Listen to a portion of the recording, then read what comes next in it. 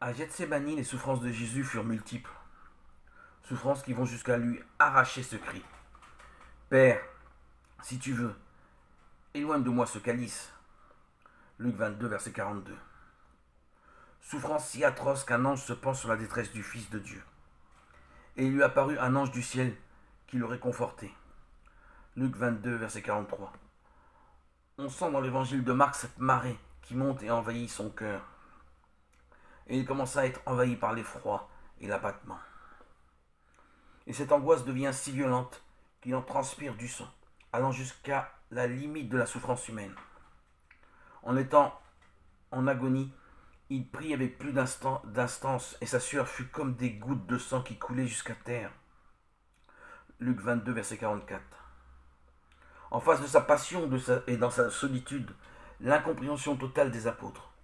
Ils ne saisirent son drame qu'après la résurrection, car au moment de sa passion et de son agonie, ses apôtres sont écrasés par le chagrin. Et se relevant après la prière et venant vers les disciples, il les trouve endormis par le chagrin. Luc 22, verset 45. Ils ne comprennent pas. Jésus leur échappe, et c'est bien plus du désarroi, souligne le texte, que de l'indifférence.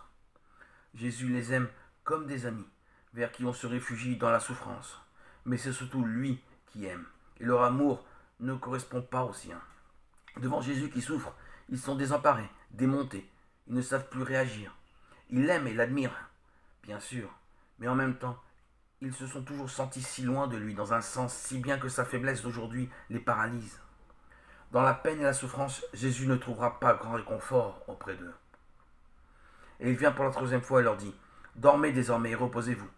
C'en est fait, l'heure est arrivée. Le Fils de l'homme va être livré aux mains des pécheurs.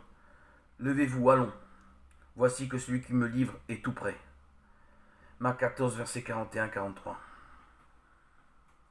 L'heure redoutée par Jésus arrive, l'heure de la trahison et de la mort. Comme tant d'hommes, il connaîtra une mort ignominieuse. Comme tous les hommes, il voit venir la mort. Il est vraiment le Fils de l'homme qui prend à bras le corps, notre condition, pour la transformer par sa confiance.